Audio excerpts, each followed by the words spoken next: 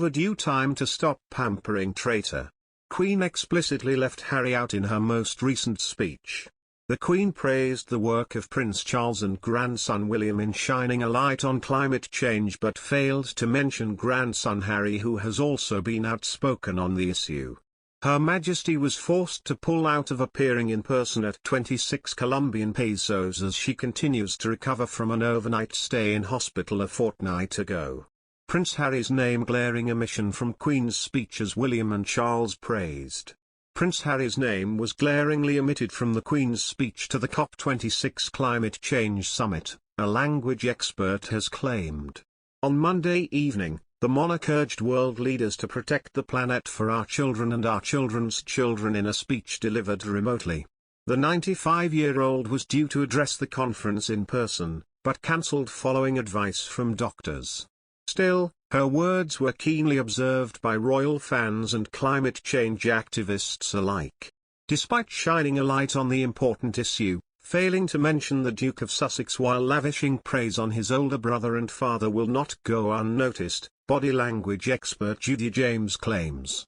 Speaking to Express.co.uk, the analyst said, "This is an immensely personal and touching speech from the Queen, who uses it to create a wonderfully loyal and loving tribute to her late husband Philip. The Queen speaks not just as a royal leader but as a proud widow, mother and grandmother. Her words are stunningly emotional as she speaks of my dear late husband, quoting a speech he made on the urgency of climate change back in 1969. Her pride also spills over as she refers to the way that the leading role my husband played lives on through the work of our eldest son Charles and his eldest son William. The glaring omission of Harry's name on this list will probably be discussed, but the Queen seems emphatic about the chain of eldest to eldest being remarkable. She even adds, "I could not be more proud of them," to make this one of the most emotional public messages ever from the Queen.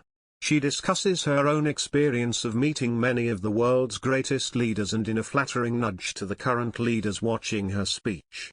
She describes how she understands a little about what made them special, describing it as statesmanship before urging her audience to achieve true statesmanship in a very clever appeal that never lectures or hectors, but which gently flatters them into taking the right action on climate change.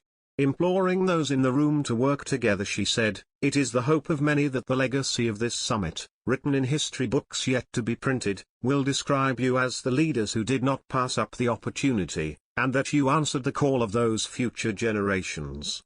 The Queen recorded her message in the White Drawing Room at Windsor Castle, wearing a butterfly brooch that is believed to have been a gift from her wedding. She chose the striking green dress to match the color of the COP26 climate change event. The monarch sat in front of a photograph from her private collection of the Duke of Edinburgh, taken in Mexico in 1988. Her speech came shortly after Charles, 72, addressed the G20 summit in Rome at the weekend, where he talked about the dangers of climate change. The heir to the throne is also due to speak at the COP26 conference, where he will tell world leaders that a warlike footing is needed to tackle the climate crisis. He has branded the summit as the planet's The Last Chance saloon. While senior royals have descended on the conference in the Queen's absence, Harry and wife Meghan have barely been mentioned. This is despite the Sussexes vocally championing climate change causes from their base in America. In May, father of two Harry claimed the fallout from using fossil fuels is one of the two most pressing issues facing the world.